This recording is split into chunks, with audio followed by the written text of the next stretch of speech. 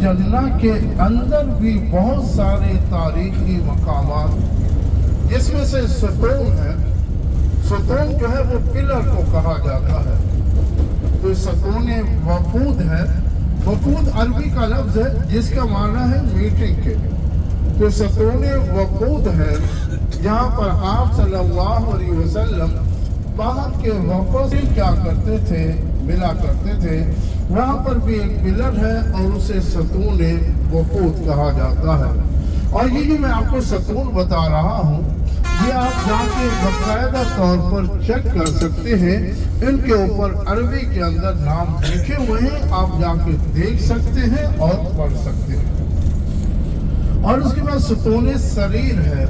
सरीर माना चटाई के हैं, जो ये खजूर के पत्तों से बनी होती है और जिसको हम अपनी ज़बान में पुरछी कहते हैं। और जहाँ पर आप सल्लल्लाहु अलैहि वसल्लम इत्काफ की हालत में चटाई बिछा के बैठा करते थे, वहाँ पर भी पिलर है और उसे सतून सरीर कहा जाता है।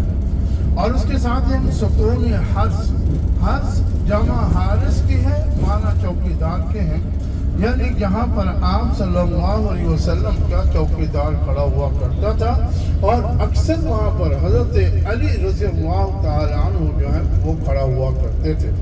ये मैंने आपको अभी तक 3 पिलर बताए हैं, सतून वफूद, सरीर और हर्स। और याद रखिएगा, जब आप रियाज़ुल जन्ना में दाखिल होंगे तो दाखिल होने के बाद रियाज़ुल जन्ना की तरफ जो रोज़े की दीवार है, उस दीवार के अंदर ये तीनों पिलर मौजूद हैं। पहले वफूद है, फिर सरीर है और फिर हर्स है। और हर्स के बिल्कुल बराबर में सतून अबी लबाबा है, जहाँ पर उनकी तौबा कबूल हुई थी और उसे सतून तौबा के नाम से भी याद किया जाता है। और उसके बाद सतून हन्नाना, हन्नाना जो है जिस लकड़ी से आप सल्लल्लाहु अलैहि वसल्लम टेक लगा के खुतबा दिया करते थे, और जब मिंबर बन के आया वो रोने लगी, चीखने लगी, चिल्लाने लगी। यानी आप सल्लल्लाहु की जुदाई के अंदर लकड़ी भी रोया करती थी।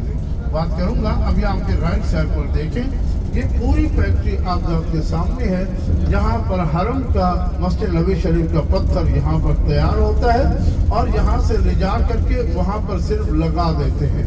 तो इसलिए तैयार होने की जगह आप आपके राइट साइड पर सीधे आपकी तरफ मौजूद है हाजी साहबान, आप देख सकते हैं। तो मैं अर्ज कर रहा था कि आप सल्लल्लाहु की जुदाई के अंदर लकड़ियाँ भी रोया करती थी, और जब रोने की आवाज़ आ रही थी तो उसके बाद जो है सहाबा ने कहा कि या रसूल अल्लाह सल्लल्लाहु अलैहि वसल्लम, ये रोने की आवाज़ कहाँ से आ रही है? तो आप सल्लल्लाहु अलैहि वसल्लम ने फरमाया कि जिस लकड़ी से मैं टेक लगा के खुतबा दिया करता था, और जब उसे ये पता चला है कि मिंबर बन के आ गया है और मेरा जुदाई का वक्त शुरू हो गया है, तो वो मेरी जुदाई के अंदर जो है वो रो रही थी।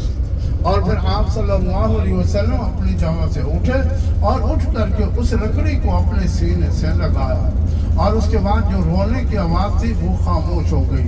तो मैं कह रहा था, आप सुंदर लकड़ी भी रोया करते थे और यहाँ तक के जानवर तक रोया करते थे। और याद रखिएगा, ये मैं आपसे बातें सुनाई नहीं कर रहा, इसके बाकायदा तौर पर हवाला जात, इसके दलाइल पूरी चीज़ मौजूद है, आप जाके किताबों में देख सकते हैं और पढ़ सकते हैं। तो मैं कर रहा था, आप सल्लल्लाहु की जुदाई के अंदर लकड़ियाँ भी रोया करती थी और जानवर तक रोया करते थे। जिस ऊँटनी पर आपने अक्सर सफ़र फरमाया उसका नाम फसवा। आप सल्लल्लाहु की ऊँटनी का नाम क्या है जी?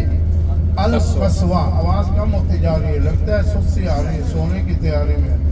देखिए मैंने पहले बताया, अगर आप सोएंगे तो मैं भी सो जाऊँगा फिर। ये तो मैं कह रहा था, आप सल्लल्लाहु की जो ऊँटनी थी उसका नाम था अल फसवा। ये 4 साल की उम्र की थी कि हज़रत सिद्दीक़ अकबर रज़ियल्लाहु ताला अन्हु ने उस वक़्त के 800 दिरहम, दिनार, यानी कोई भी करेंसी थी आपने ख़रीदा। और जब आप सल्लल्लाहु अलैहि वसल्लम ने हिजरत का सफ़र फरमाया तो इसी ऊँटनी पर ही फरमाया, और ग़ज़वा उहद व बदर में शरीक हुए तो इसी ऊँटनी पर ही सवार होकर शरीक हुए। मुख्तसर ये کہ جب آپ صلی اللہ علیہ وسلم دنیا سے تشریف لے گئے تو یہ اونٹنی نے کھانا پینا چھوڑ دیا اور ہر وقت روتی رہتی تھی، ہر وقت روتی رہتی تھی، اور صحابہ کو بھی اس پر ترس آنے لگا اور انہوں نے آخری وقت میں اس کی آنکھوں پر کالی پٹی باندھی۔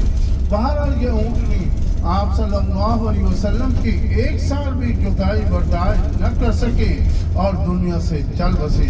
تو میں عرض کر رہا تھا آپ صلی اللہ علیہ وسلم کی جدائی کے اندر جانور بھی رویا کرتے تھے اور لکڑی بھی رویا کرتی تھی۔ پھر اس لکڑی سے پوچھا گیا کہ آپ جنت میں جانا پسند کرو گی یا میرے پڑوس میں رہنا پسند کرو گی؟ تو اس لکڑی نے کیا کہا کہ میں آپ کے پڑوس میں رہنا پسند کروں گی۔ تو یہاں پر اسے دفن کیا گیا ہے، اسے ستون حنانہ کہا جاتا ہے اور اسے ستون مغلقہ بھی کہا جاتا ہے۔ یہ 3-4 نام اسی ستون کے تاریخ کی کتابوں میں موجود ہیں۔ تو میں عرض کر رہا تھا، اور یہ ستون جو ہے اس کے لوکیشن بتا دیتا ہوں، آپ سب حضرات کو توجہ رہے گی۔